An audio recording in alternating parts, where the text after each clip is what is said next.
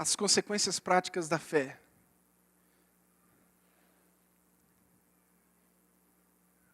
Esse tema, nós escolhemos esse tema porque a fé, ela tem consequências. Quem vive pela fé, esse viver pela fé, gera naturalmente consequências. E o capítulo 2 de João vai dizer realmente as consequências práticas da fé. O que acontece quando o homem vive pela fé? Diz assim o texto: quem declara que permanece nele, também deve andar como ele andou. Que o Espírito Santo de Deus fale aos nossos corações, que ele seja o centro das atenções, que eu diminua nessa hora, no nome de Jesus Cristo. Amém e amém. Há um abismo muito grande entre a teoria e a prática. Há uma distância. Essa distância é transponível. Nós temos como sair da teoria e ir para a prática. Essa distância entre a teoria e a prática, muitas vezes, nos perturba. Porque no dia a dia, quando você sai daqui da igreja, quando você é ministrado, você e eu, todos nós, saímos daqui com um desejo enorme de mudar. Não é assim que acontece? Toda vez que você vai num culto, quando aquele culto termina, você diz, poxa, daqui para frente vai ser diferente. Daqui para frente eu vou agir diferente. Eu vou mudar. Isso que foi falado mexeu comigo, nisso, naquilo.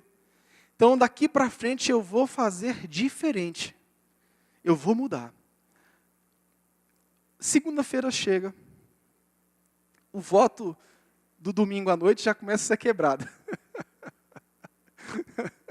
Já começa a murmurar. Que dia horrível. Meu Deus, que tédio. Terça-feira vem, aí os problemas começam a crescer. As dificuldades começam a surgir. Os desafios começam a aflorar. Quando você chega no sábado, você diz, meu Deus, eu não sou nada. Eu não sou nada. E realmente nós não somos nada. Mas o desafio que nós temos é de pegar essa teoria e aplicar. O desafio que nós temos é de sermos ministrados aqui e pegar essa palavra e colocar em prática. A fé cristã, os princípios da palavra de Deus, serão perceptíveis na sua e na minha vida quando eu pego isso aqui e pratico. Não é fácil praticar. Por que é tão difícil praticar? Porque o praticar envolve uma série de decisões que mexem com o nosso ego.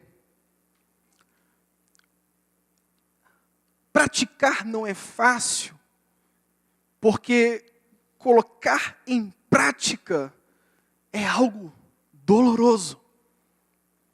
Machuca muito, dói. É algo, num bom sentido, perturbador. Você passa por uma série de aflições para colocar em prática aquilo que você acredita. Sim ou não?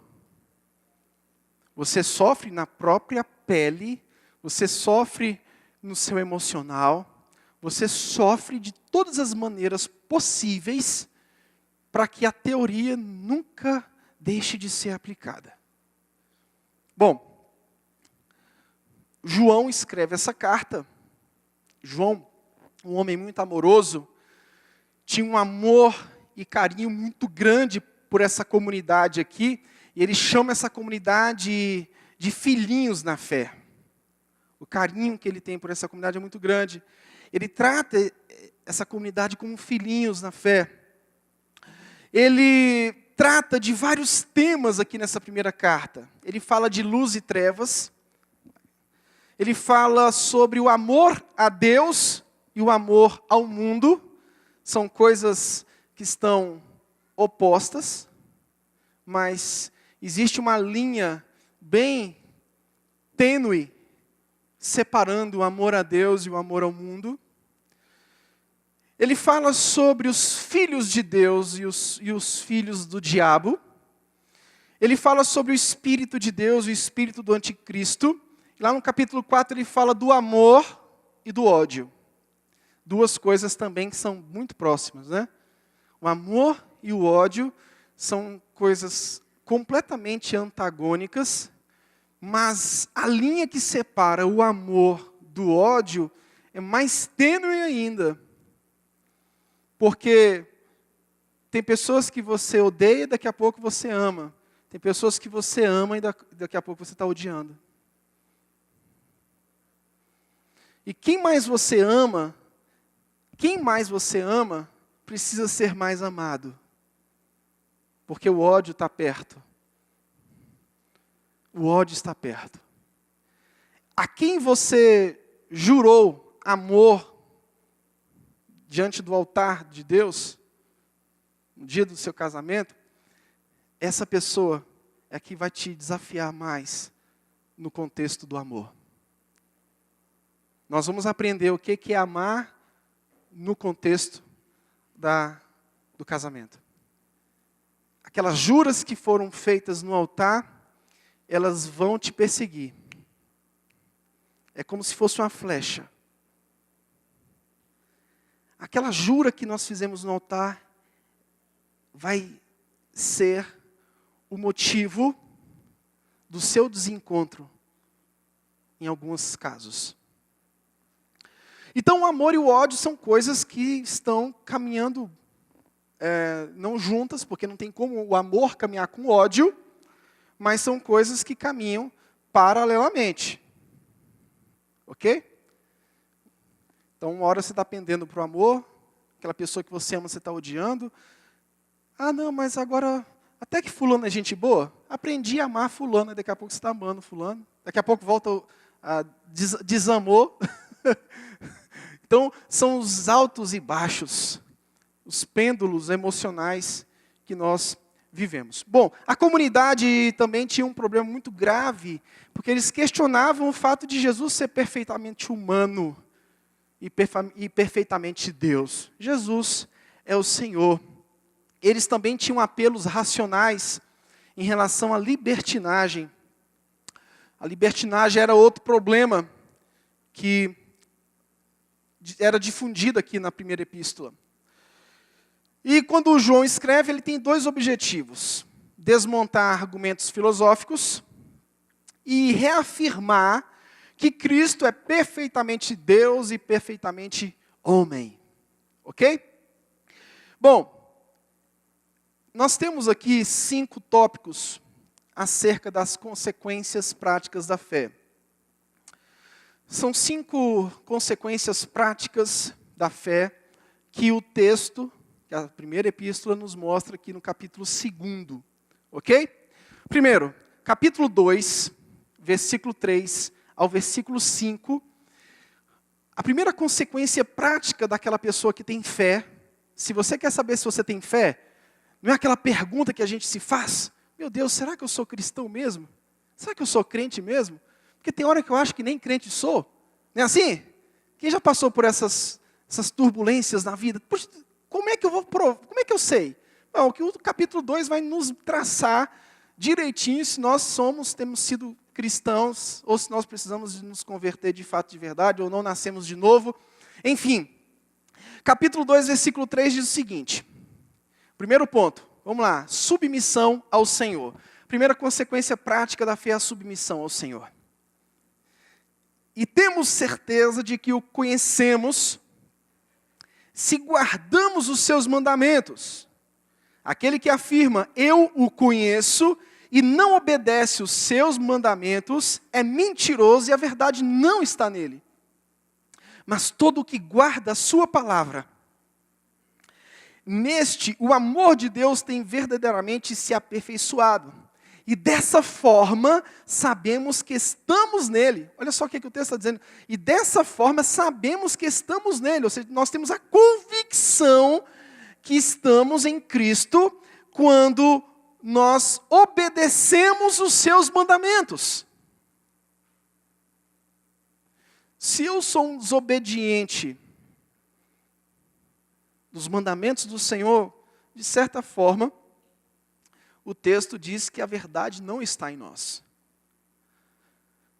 Amém? 2. Segunda consequência prática da fé. Versículo 6. Andando nas pisadas do Mestre. Quem declara que permanece nele, deve também andar como ele andou. Como Ezequiel falou, o mundo está, a cada dia que passa, ficando mais endiabrado. A cada dia que passa, as coisas ficam piores. A cada dia que passa, os desafios familiares crescem. A cada dia que passa, os apelos são colocados num grau superior. A Igreja Católica teve agora um concílio no Vaticano acerca do casamento homossexual, e acerca do divórcio. Ainda bem, porque quando o Vaticano decide alguma coisa lá, influencia o mundo. Eu digo que não nos influencia diretamente, porque nós somos protestantes, nós não somos católicos. Mas eles decidiram que não haverá essa chancela. Muito acertadamente, eles fizeram isso. Porque a cada dia que passa, o negócio vai piorar. E eu digo para vocês que não é o Congresso que vai mudar essa história, não. Porque essa história, ela se trata do pecado original. Não é meia dúzia de deputados que vai mudar a história de uma nação. Porque uma coisa que no Congresso não se pode mexer no pecado original. O problema da humanidade é o pecado original. O problema da humanidade é o mal como consequência da desobediência de Adão. Então o mal ele está intrínseco ao ser. O mal acompanha o homem desde o seu nascimento. E só um novo nascimento para desfazer esse mal. Para se desfazer essa consequência do pecado de Adão. Somente o novo nascimento. Andar nas pisadas do Mestre é um grande desafio. Andar nas pisadas de Jesus é um grande desafio. Ele mandou amar o inimigo. Ele mandou andar mais uma milha. Ele mandou oferecer outra face. Ele falou tantas coisas que ele só podia estar de brincadeira. Mas não estava. Ele estava falando sério. Ele estava falando muito sério. O Evangelho parece um carro desgovernado na contramão. Ele vai contra tudo aquilo que está vindo. Ele vai voltando.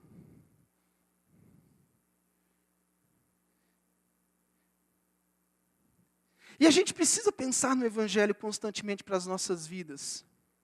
Nós não podemos deixar com que as influências pecaminosas nos alcancem. É um desafio. Diga-se de passagem, recorrente. Eu gosto dessa palavra. Todos os dias nós somos surpreendidos em alguma coisinha que está inserido, direta ou indiretamente, ao pecado. Por mais pequenininho que seja.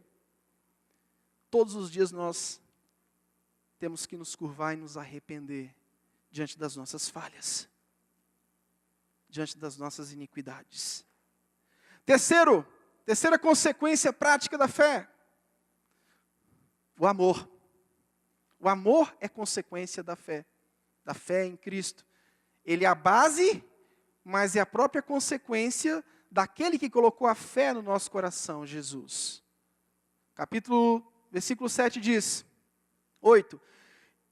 Todavia o que vos escrevo é um novo mandamento, o qual é verdadeiramente nele e em vós, pois as trevas estão dissipando e já brilha a verdadeira luz. Aí diz o texto, no versículo 10, quem ama seu irmão permanece na luz, e nele não existe motivo de tropeço. No entanto, quem odeia o seu irmão está nas trevas, e vaga pela escuridão. Não sabe para onde caminha, pois as trevas lhe turvaram a visão. O amor é um desafio. É um desafio. Como é difícil amar. É muito mais fácil nós alimentarmos um ódio. É muito mais fácil nos alimentarmos do ódio. Porque enquanto nós estamos odiando, nós estamos tendo motivo de vingança. Depois que você passa a amar, esse motivo de vingança vai embora. E o que você espera é que Deus abençoe aquele que te feriu. Por que nós alimentamos o ódio? Já parou para pensar? Porque a gente quer que o outro se dê mal. Então, alimentando o ódio, você vai alimentar, juntamente com o ódio, aquele desejo de vingança. Aquele desejo de ver a pessoa se dando mal. Aquele desejo de ouvir uma notícia ruim a respeito da pessoa. Aquele que te fez mal, aquela pessoa que te prejudicou no emprego, aquela pessoa que foi um calo no seu sapato, de repente você escuta que aquela pessoa foi demitida. Aí você ainda diz, glórias a Deus. Deus não tem nada a ver com essa glória que você está dando. Graças a Deus, aquele endemoniado saiu daqui do setor. Ainda coloca Deus nessa jogada. Rapaz, eu acho que Deus deve olhar do céu e falar assim, não, me tira dessa. Eu não estou nisso não. Então a gente não quer amar, porque amar envolve o perdão. O amor envolve o arrependimento. Quando você ama, você diz, oh meu Deus, me perdoa. Me perdoa, por que eu fui falar aquilo? Por que eu fui dizer aquilo? Por que eu fui fazer aquilo? A gente não quer amar porque o amor envolve o voltar atrás. A gente não quer amar porque amar envolve a reconciliação. Porque quem ama vai se reconciliar. Então é muito mais fácil ficar com ódio. O ódio alimentado e acabou. E vai andando a vida, e a vida vai levando. Deixa a vida me levar. O desafio do amor. Quarto lugar, quarta consequência prática da fé. Capítulo 2, versículo 12 ao 17. Diz assim, eu vou ler logo do 15. Não ameis o mundo nem o que nele existe. Se alguém ama o mundo, o amor do Pai não está nele. Pois tudo o que há no mundo, as paixões da carne, a cobiça dos olhos e a ostentação dos bens, não provém do Pai, mas do mundo. Ora, o mundo passa, assim como sua volúpia. Entretanto, aquele que faz a vontade de Deus permanece eternamente. O texto fala aqui de, como é que eu sei se eu estou pecando? É outra pergunta, né? Ah, meu Deus, será que eu pequei? Né? A primeira pergunta é, ai meu Deus, será que eu realmente sou um homem de Deus? Uma mulher de Deus? A segunda pergunta que nós sempre fazemos e precisamos fazer, e enquanto você estiver fazendo essa pergunta, as coisas vão bem. Agora, no dia que você deixar de se perguntar acerca disso, aí nada vai bem. Mas enquanto você está perguntando, enquanto você está entrando nesse conflito, está tudo bem. É sinal que você está bem. Se você está em conflito consigo mesmo, é um ótimo sinal, você está bem.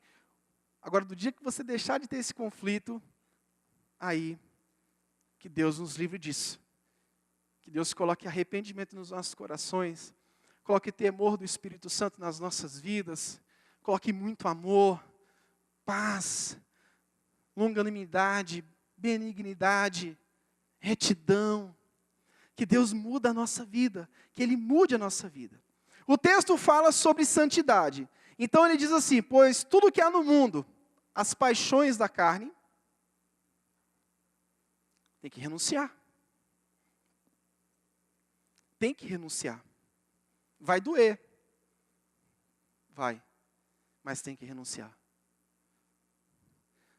Você tem que renunciar. As paixões da carne envolvem uma série de coisas.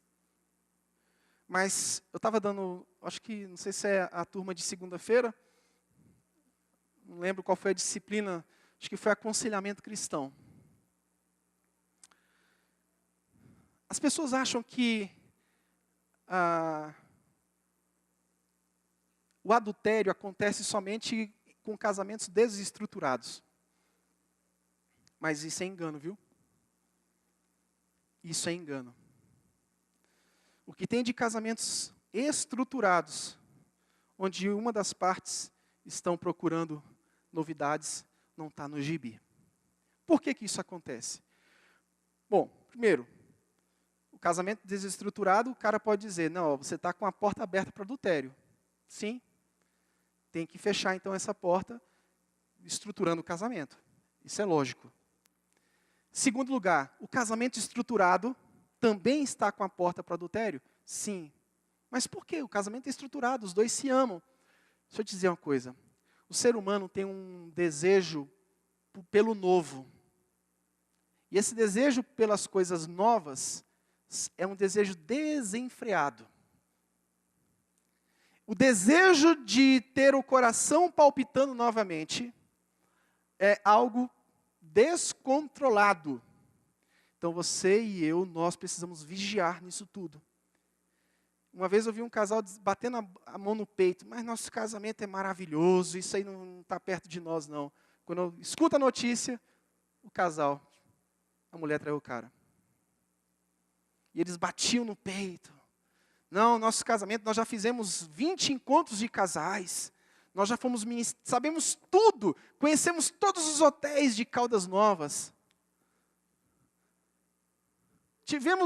Andamos o Brasil todo. Fazemos parte do Casados para Sempre. Fazemos parte da Universidade da Família. Fazemos parte do outro. Fazemos parte do Josué Gonçalves. Fazemos parte da equipe de fulano, de ciclano, de beltrano. Quando você ouve, bateu muito a mão no peito, cuspiu muito para o alto e humilhou os que estavam com o casamento em fase de estruturação. Bateu no peito dizendo, meu casamento é forte. No dia que você disser que seu casamento é inabalável, você está com um pé na jaca. Então vamos ser humildes.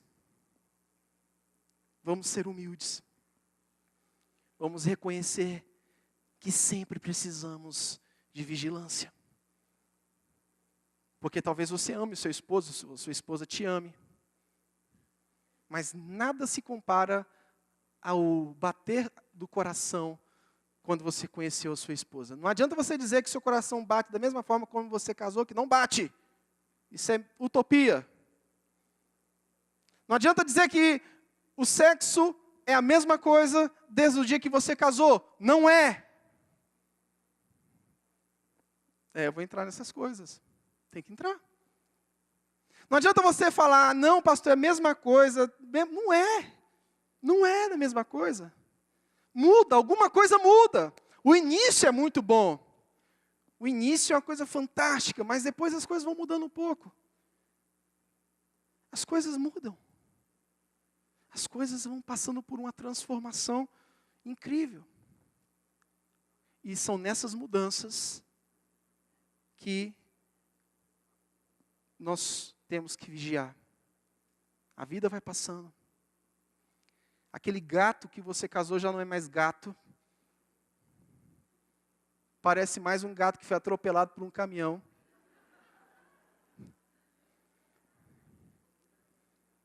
Já viu? Gente, vocês já viram gatinho que é atropelado? Misericórdia, dá uma peninha andar. Às vezes é o seu marido. Está parecendo um gatinho atropelado.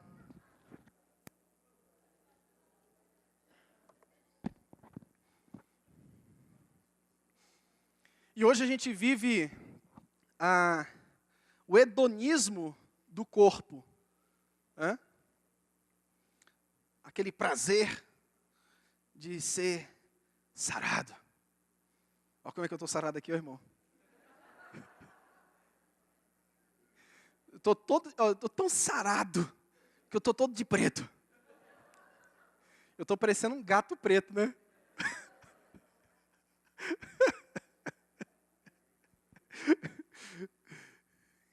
E aí, esses dias uma pessoa perguntou, rapaz, tinha um casal, quem me contou, não sei quem me contou esses dias, tinha um casal que o casal era casal 20. De repente se divorciaram, você fala, Jesus, ninguém acreditou, como é que pode esse casal? Eles eram top.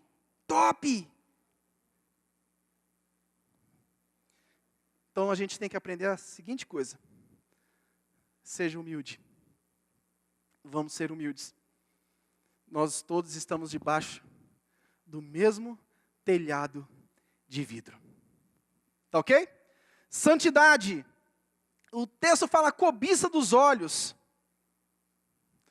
Cobiça envolve uma série de coisas, né? Desde o desejar o marido da outra, ou a mulher do outro, como o desejo pelos bens. E aí envolve a inveja. Gente, o ser humano tem um potencial de inveja tão grande, mas tão grande. E não adianta você me dizer que nunca teve inveja. Que já. Eu não acredito. Uma pontinha de inveja de vez em quando surge e a gente tem que repreender. Opa, que é isso? Como nós temos inveja? Isso é um sentimento que a gente tem que lutar contra ele o tempo todo. Às vezes tem alguém do nosso lado que está crescendo. Isso deve acontecer muito nos ambientes de hierarquia, como o militarismo, né? Isso, eu acho que deve acontecer isso, não sei. Pô, o cara chegou, já está lá. Imagina o tanto de disputa que deve ter nesses ambientes. O jogo, tem um bocado de militar aqui, eu sei disso, mas eu imagino que seja assim, que o negócio não é fácil. Ambiente onde tem muita hierarquia, você tem que ter um treinamento, com autocontrole e o fruto do Espírito bem aguçado. Porque daqui a pouco você vê aquele colega que se formou contigo lá na frente, e você vai ter que, bater continência pro cara. Se você não tiver fruto do Espírito, você vai ficar mal. Não é fácil. Aí o texto fala da ostentação dos bens.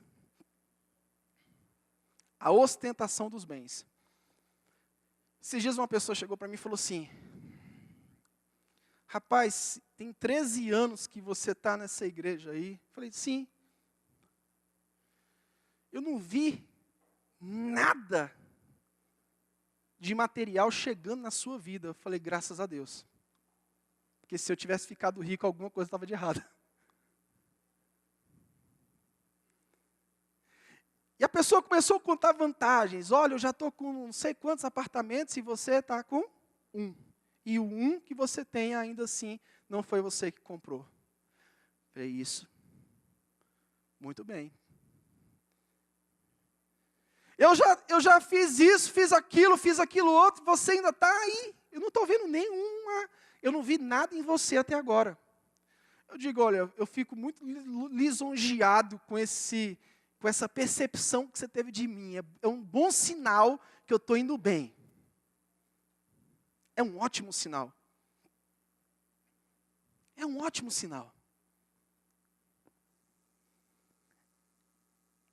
ostentação dos bens. Isso acontece muito entre irmãos. E a gente tem que tomar um cuidado com isso. Entre irmãos é uma coisa séria isso. Toda família tem isso. O irmão compra uma coisa, daqui a pouco o outro irmão vem lá e compra igualzinho ou melhor. Sim ou não, gente? Sim ou não? Dentro da família isso acontece. Como tem inveja entre irmãos, onde não deveria existir, mas dentro da irmandade sanguínea, há tanta inveja, que eu fico, meu Deus, que loucura isso. A irmã faz, o irmão compra aquele carro, e o outro diz assim, está pensando que eu vou ficar por trás, está pensando que vou ser humilhado. Tudo que as pessoas fazem, a pessoa encara como se fosse humilhação. Eu estou sendo humilhado. Aí eu vou lá e compro um carro melhor do que do meu irmão. Está parecendo o Kiko e o Chaves, né? A Bíblia está falando da ostentação dos bens. A gente tem que fugir dessa rota. Essa rota é perigosa. Essa rota é perigosa. Eu fui na casa do meu amigo, e lá ele tem um escritório, lá ele tem isso. Aí você volta para casa e quer fazer tudo o que tem na casa do amigo. Aí chama o pedreiro, olha, eu quero quebrar isso aqui, eu quero fazer um escritório. E aqui, eu tirei uma foto lá. Você pode seguir esse modelo aqui.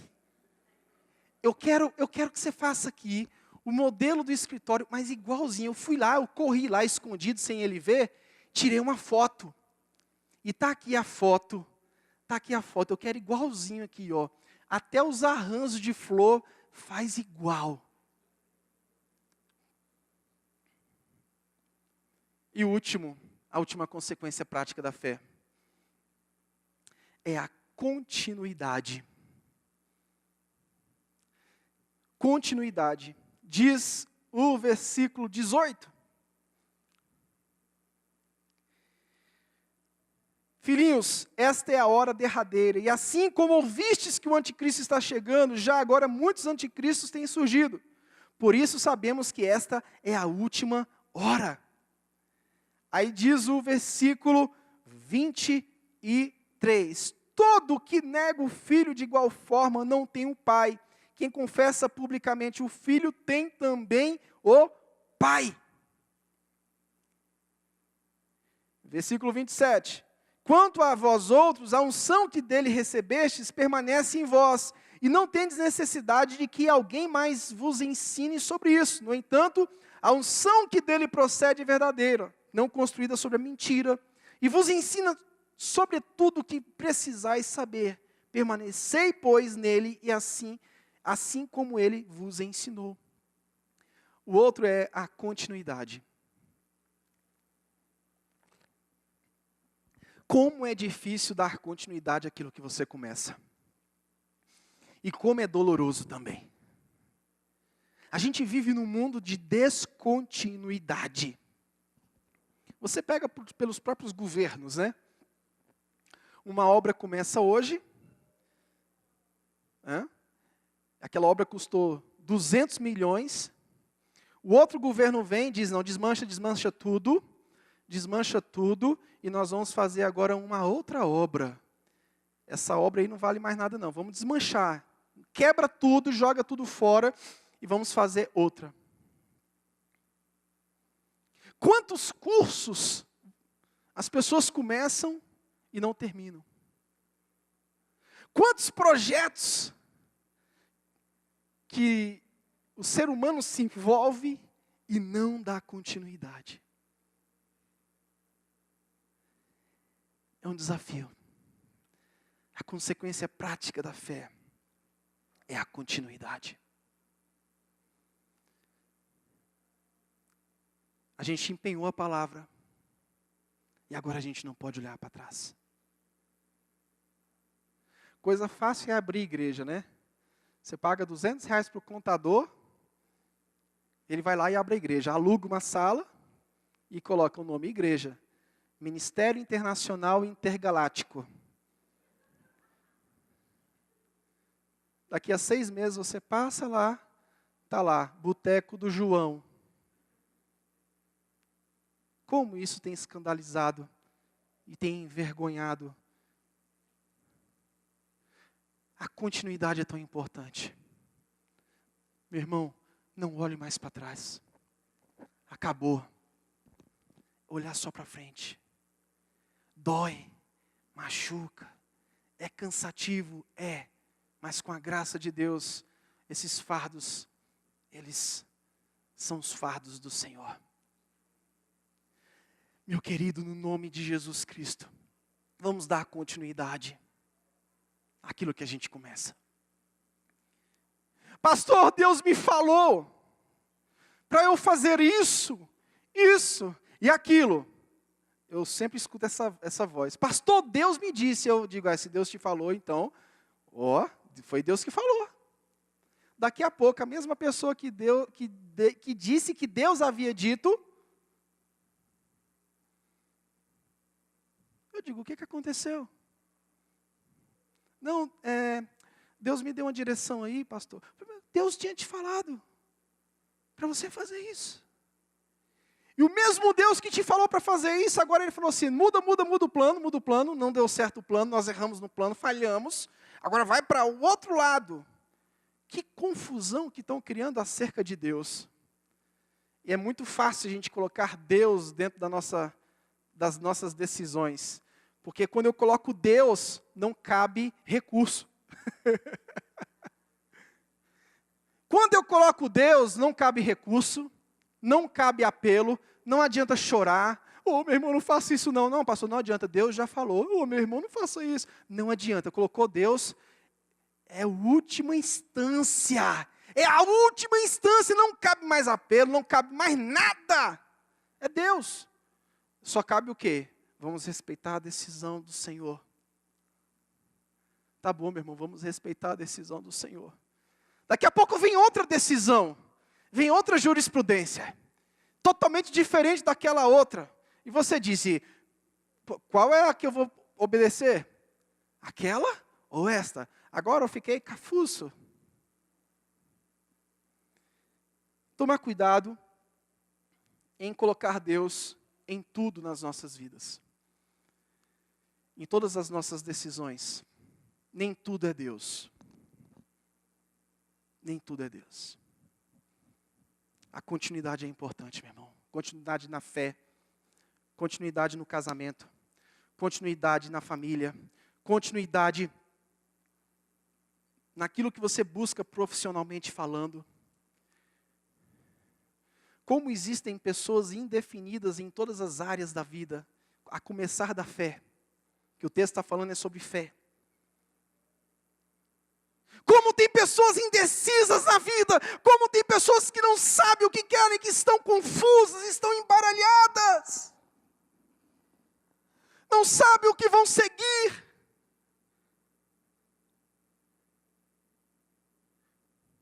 Não sabem o que querem estudar. Não sabem o que querem fazer. É preciso dar continuidade. É preciso dar continuidade à vida cristã. Por isso, se você fez um voto com Deus, é muito sério esse negócio de fazer voto. Eu faço poucos votos com Deus. Sabia disso? Muitos poucos. Eu fiz um do casamento. Quando fui para casar, falei, Deus, não vou olhar para ninguém, a não ser para aquilo que o Senhor falar. Mas pensa na luta que eu passei. Realmente, Deus colocou uma pedra de gelo no meu coração. E um dia, eu era solteiro, logicamente, a menina chegou e falou assim, olha, Deus me disse que você é meu. Eu disse para ela, mas Deus não me disse que você é minha. A minha não chegou ainda. Foi um voto que eu fiz com Deus assim, meu Deus. Então, cumpra aquilo que você disse. A gente tem que cumprir aquilo que a gente disse no altar. A gente tem que cumprir isso. Estava aqui, ó. Você e seu cônjuge, um de frente para o outro, dizendo que juras de amor, na alegria, na tristeza, com muito, com pouco. Quando chega no pouco, eita, menina, aí a baiana roda. Quando vem o momento da depressão, eu estava falando hoje de manhã, o marido sofre muito, porque quando a mulher acaba o período da TPM, vem a menopausa. Você diz, opa, está saindo da TPM. Amor, acabei de entrar na menopausa. Você falou, oh meu Deus, não teve descanso nem de uma semana. Foi emendando uma na outra. E a mulher, quando entra na menopausa, ela entra em depressão. Tem muitas delas que pensam até em se matar. Muda os hormônios. Então a gente, maridos, precisamos ser sensíveis. Muda tudo. Vem o desespero. Aquela questão da velhice, né? Meu Deus, eu vou fazer 60. Meu Deus, eu vou fazer 50. Eu não sou mais aquela gatinha que eu era antigamente. Eu estou uma gatosa, Aquele shortinho que eu vestia quando eu tinha 20 anos para ir para a praia, ele não passa da canela.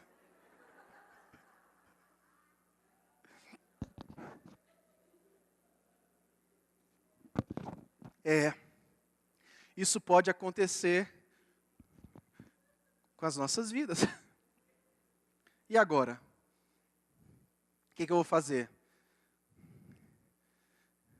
Eu vou deixar de lado?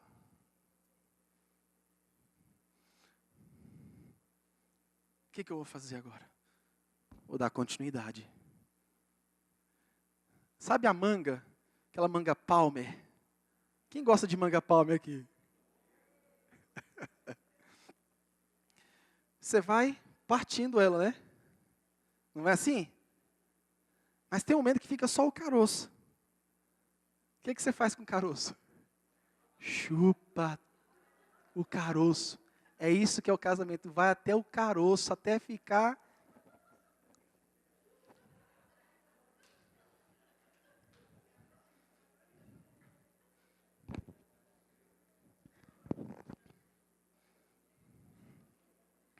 Ou você acha que...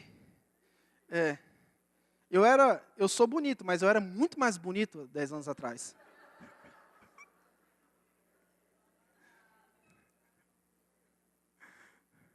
Era muito mais.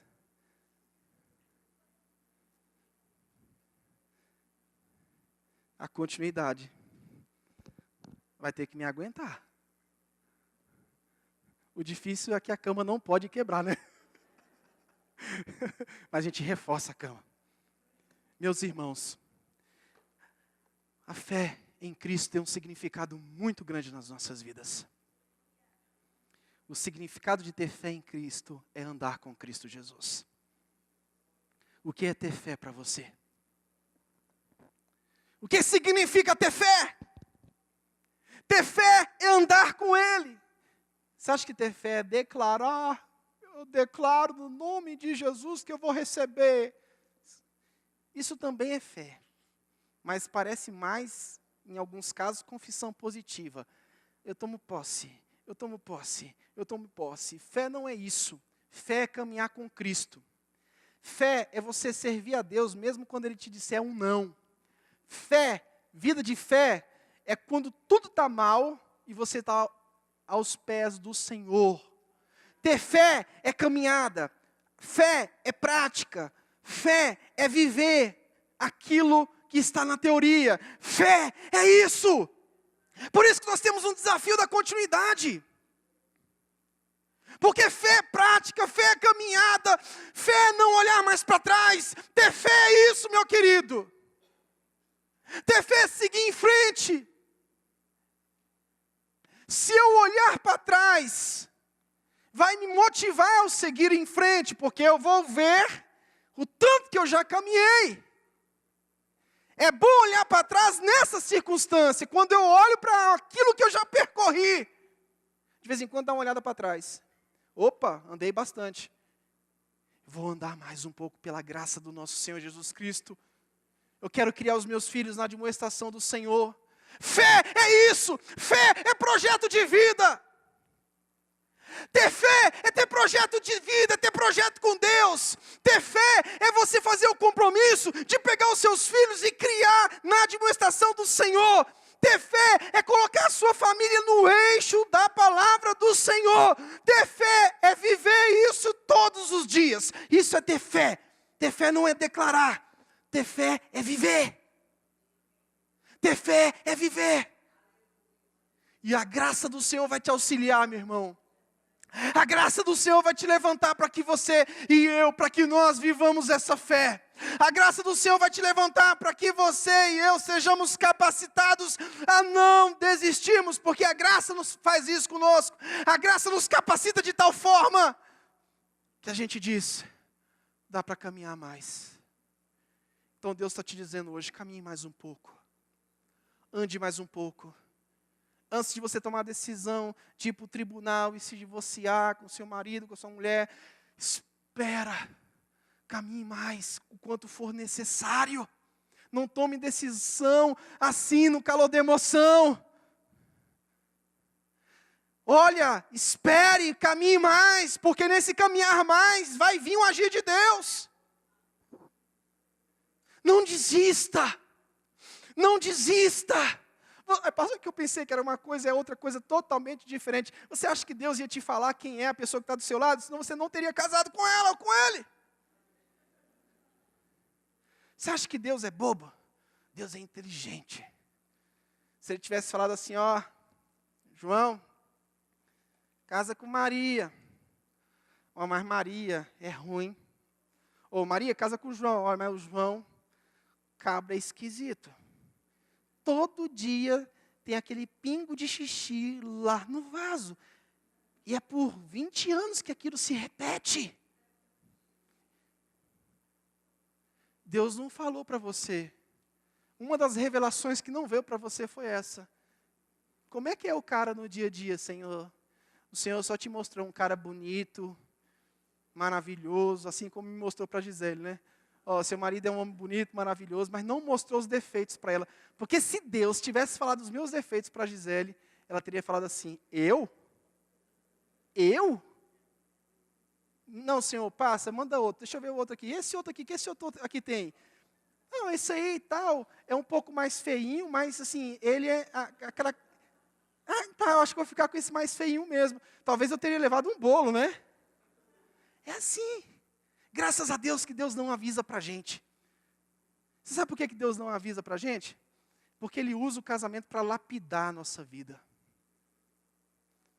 O casamento é uma verdadeira lição de lapidação. Você está sendo lapidado, forjado, treinado, desafiado.